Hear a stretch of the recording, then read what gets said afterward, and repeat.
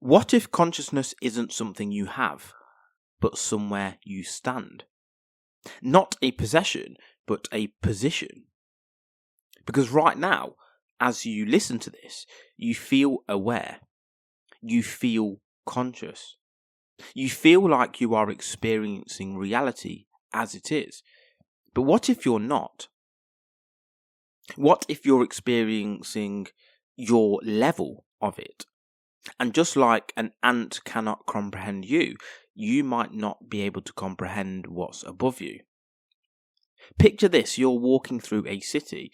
Noise, movement, direction, millions of people living complex layered lives. Then you stop, you look down, and an ant crosses your path.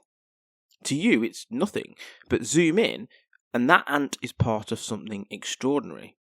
It's following invisible chemical highways, pheromone trails laid down by thousands before it. It's not thinking, where do I go? It's responding to a network. Ant colonies are engineered systems, underground cities with chambers for food storage, nurseries, waste zones, ventilation shafts regulating airflow like a designed structure. Some ants farm fungus. There's planting, harvesting, sustained ecosystems underground. Others herd aphids like cattle, protecting them in exchange for food. That's agriculture, that's trade, that's economy. There is hierarchy, workers, soldiers, queens. There is coordination so precise that entire colonies behave like one organism. And their strength. An ant can carry up to 50 times its body weight.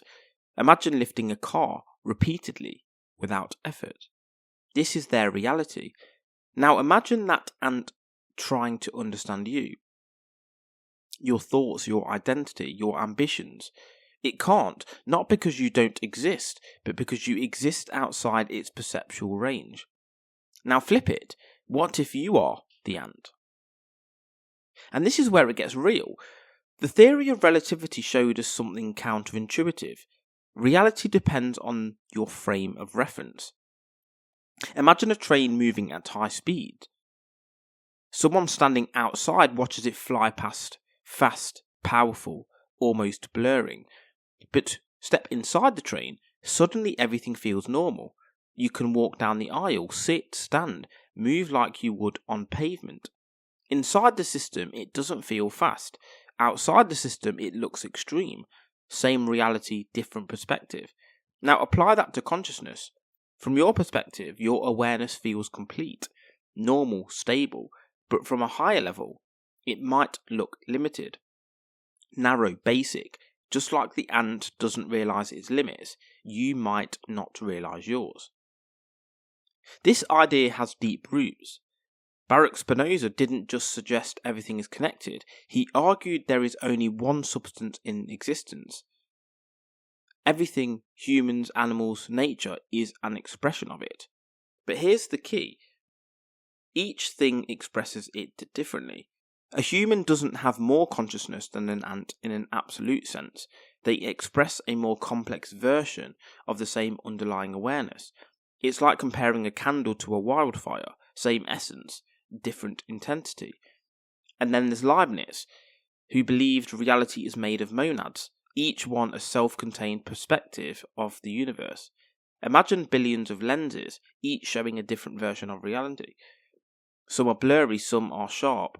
Humans have high-definition lenses, but not infinite ones. There are perspectives sharper than yours, but you can't access them. And then there's Thomas Nagel, who exposed the limitation brutally.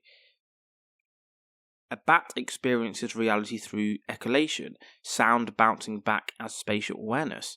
You can study it scientifically, but you can never feel it. That subjective barrier is unbreakable. Now flip it. Just like you can't access the bat's consciousness, you may not be able to access higher forms of awareness. And then Immanuel Kant went even deeper. He argued that reality, as it truly is, what he called the noumenal world, is forever inaccessible. You only experience the phenomenal world, a filtered version shaped by your senses and brain. So you're not even seeing reality, you're seeing your mind's interpretation of it. Now imagine different beings, different filters, completely different realities. And then there's Alfred Whitehead, who believed everything in existence has some form of experience, not human level thought, but a basic primitive awareness. Reality isn't made of dead objects, it's made of events, experiences, interactions. Consciousness isn't rare, it's everywhere, just scaled. Now let's push this further. What if consciousness isn't just relative, but constantly communicating in ways you don't detect?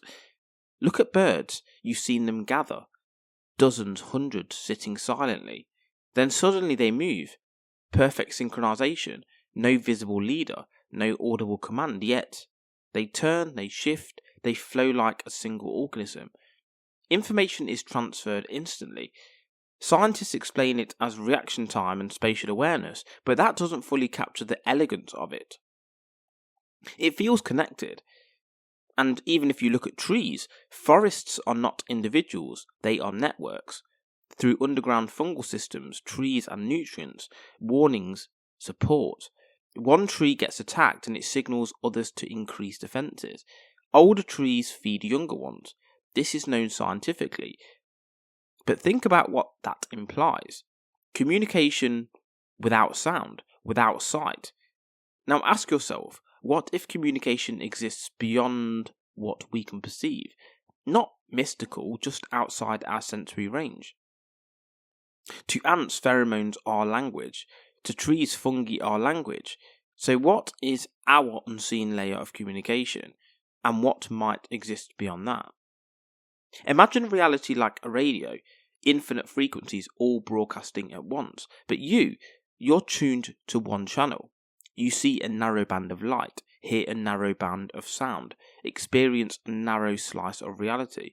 These are colours you cannot see, sounds you cannot hear, patterns you cannot detect. Not because they don't exist, but because you're not equipped to perceive them. Now apply that to consciousness. There could be entire layers of awareness happening right now, completely invisible to you. So let's make this personal. Doesn't it annoy you that someone else could have been given the exact same day as you and lived it better? Seen more, done more, understood more, extracted more from the same 24 hours, same inputs, different consciousness. That's the difference, because your life isn't just shaped by what happens, but by what you notice, what you understand, what you're aware of while it's happening. Two people, same world, completely different realities. If ants don't realise they're ants, and you don't realise your limits, what are you missing right now? What patterns are you inside of that feel like reality, but are just your level of awareness? Because the biggest illusion isn't ignorance, it's thinking that you see everything and that you see enough. Because consciousness isn't fixed. It's not binary. Maybe it's relative, layered, expandable. And the moment you understand that, you'll stop asking, what is reality? And start asking, what am I currently capable of perceiving? And if you like this episode, please don't forget to follow, comment, like, and subscribe. And just a quick shout out to our sponsors: Strong Coffee Company, protein-packed coffee for energy and clarity. Use code Vancrux1 for 20% off at strongcoffeecompany.com. And then there's More Labs, clinically proven hydration and recovery drinks. Use code Vancrux1 for 25% off at morelabs.com. And finally, liquor gummies, electrolytes and vitamins for hangover prevention. Use code Vancrux1 for 20% off at liquor.com. That's liquure.com.